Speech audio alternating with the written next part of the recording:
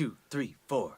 I am dark and you are light. You are blind as a bat and I have sight. It's Steve Saylor and JJ talking Doctor Strange. That's right. Yeah.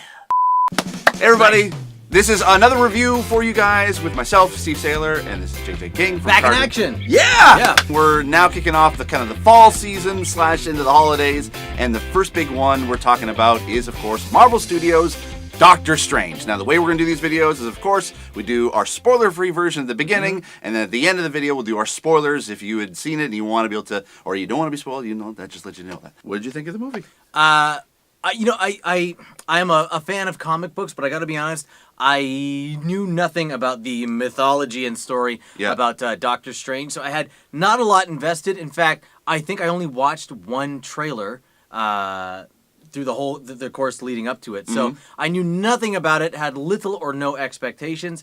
I did know going into it that the Marvel Universe is going more cosmic and magic-y and more out into the universe kind of a thing. So I knew that going in, and I really, really loved this movie. I thought it was a ton of fun. I thought, and I've said it a few times since we saw the early preview of it. Yes. It is a marriage of Harry Potter meets Inception, Christopher Nolan's Inception, marries the Marvel Universe. I thoroughly enjoyed it. Benedict Cumberbatch was fantastic as Doctor Strange, and my only problem with it is that it moved along a little bit too quickly. I wanted to dive into the characters a little bit more, and it was, in the grand scheme of it, the story was typical Marvel formula. Right. That's how I felt.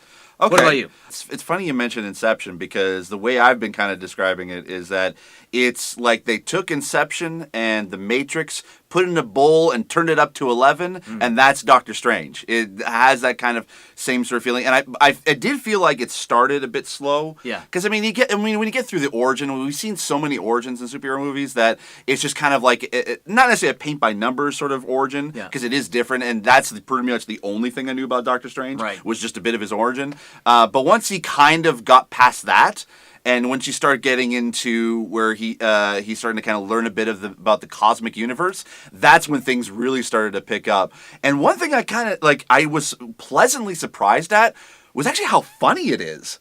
It had some pretty good comedic moments. Tilda Swinton was fantastic.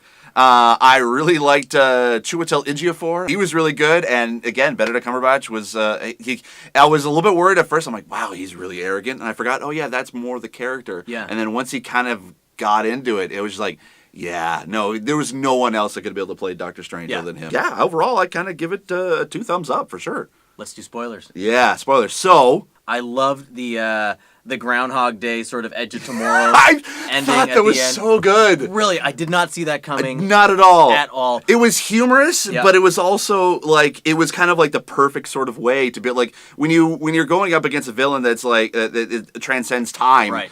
How can you defeat him? With time. Trap him in time. It just totally made sense, and I thought that was really, really well done. And I think, if I'm not mistaken, I think this is the last Infinity Stone that is introduced, because we decided to see the Time Infinity Stone. Yep.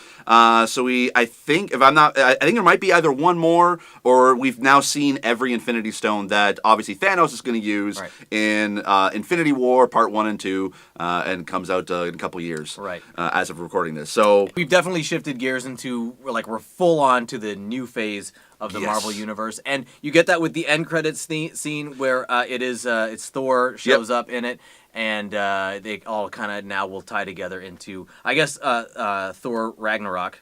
Yes, did I pronounce that right? Yep. Is the next movie to come? What I found was interesting in that end credit was that Thor knows that Loki is been posing as Odin. Yeah. And I'm like, we hadn't seen that in the movies yet. Yeah. So I'm like, oh, okay. So I'm wondering, like, what sort of timeline is this before? Like, is this still before Thor Ragnarok or after? Right. Or is that kind of like maybe a bit of a plot reveal? The fact that he's known the whole time. He's known the whole time, or that the end of Thor Ragnarok, they now have to go try to find like Odin. Well, obviously we'll see in Thor Ragnarok. Are you intrigued? Yeah, because it's working. Isn't it? On the side here, where this really excelled and was successful is that for me it took away the Marvel fatigue.